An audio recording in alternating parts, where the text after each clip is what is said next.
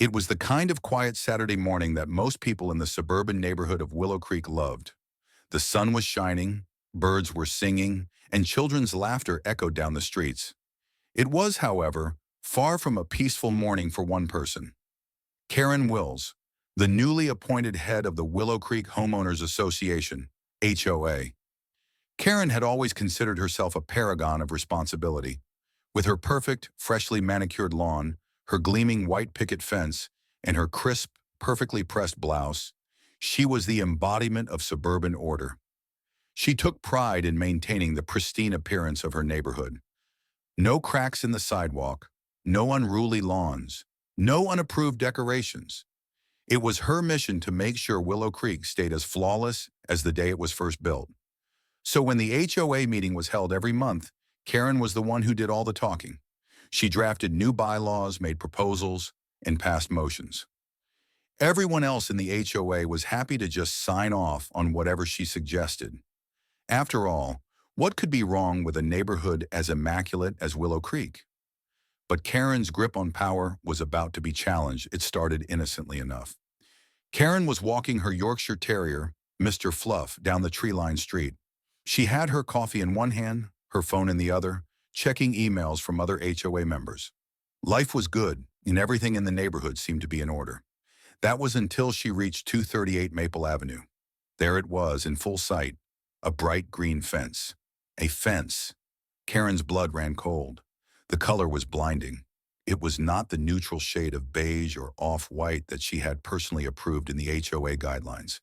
She stopped in her tracks, staring at the garish color. A chill ran down her spine. Her eyes narrowed, and she quickly fumbled with her phone. She snapped a picture of the fence and attached it to a message she typed up, voice trembling with righteous indignation. "Dear Mr. Wilson, it has come to my attention that you have chosen to paint your fence a color that is not in compliance with Willow Creek's HOA guidelines. Please be advised that this is an immediate violation of the neighborhood's aesthetic standards. You have 48 hours to repaint the fence in an approved color, beige, white, or light gray. If you fail to comply, you will be subject to a fine of $150. With a satisfied smirk, Karen hit send and tucked her phone into her purse.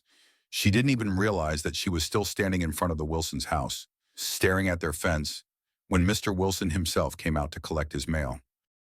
"Oh, hey, Karen," Dave Wilson said, offering a friendly wave. Dave, who had recently moved into Willow Creek with his family, was the type of laid-back guy who never seemed to stress about the little things. Karen did not care for his go-with-the-flow attitude. "Good morning, Dave," Karen replied, her tone icy. She couldn't help herself. She had to make her stance clear. "I trust you received my message about the fence." Dave raised an eyebrow, glancing at the fence, which had now become the focal point of his new home. "Oh, you mean the green one?" "Yeah, we painted it like that on purpose. Our daughter picked the color. She's really into bright colors. We thought it'd brighten the yard." "Brighten the yard?" Karen's heart raced. "This is not a circus, Dave. Willow Creek is a prestigious neighborhood, and there are rules to maintain its aesthetic value. You can't just decorate however you please. What will the neighbors think?" "I'm sure they'll be fine," Dave said, his tone calm, though there was an underlying note of confusion. "We've had lots of compliments on it. The neighborhood looks great. Don't get me wrong, but we were just trying to make it our own. You know, a little personality." Karen's eyes narrowed. "Personality?" she said with a sneer. "This is a neighborhood, not a canvas for artistic expression." Without waiting for a response, Karen turned on her heel and marched off, clutching Mr. Fluff's leash tightly. "If you don't repaint that fence by tomorrow, you will regret it," she muttered to herself. The next day, Karen was back at her post, standing at the window staring down the street at Dave's house. The green fence still stood tall and proud. She could feel her frustration mounting.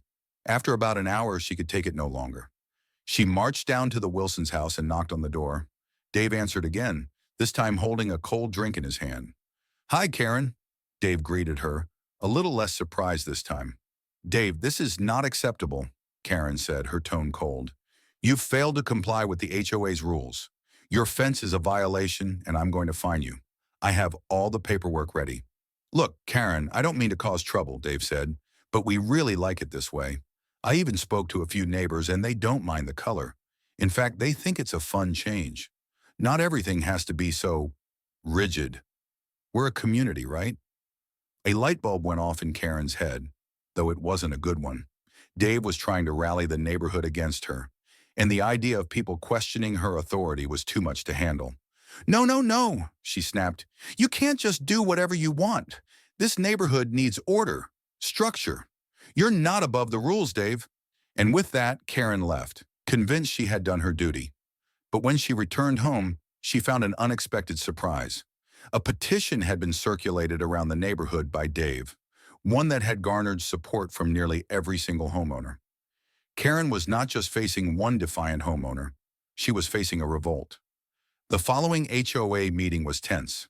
As Karen stood up to speak, she felt the weight of the petition in her hands, the signatures of more than half the neighborhood mocking her every step. I call this meeting to order, Karen began, her voice shaky. As you know, Mr. Wilson has failed to comply with the HOA guidelines regarding his fence. He's blatantly disregarding the rules, and I propose we fine him $150. Before she could continue, a voice interrupted her. Actually, Karen, we're not going to fine him, Dave Wilson said, standing up in the back. I've spoken with almost every homeowner here, and we think Willow Creek could use a little more individuality. We've got a petition signed by a majority of the neighborhood in support of the green fence.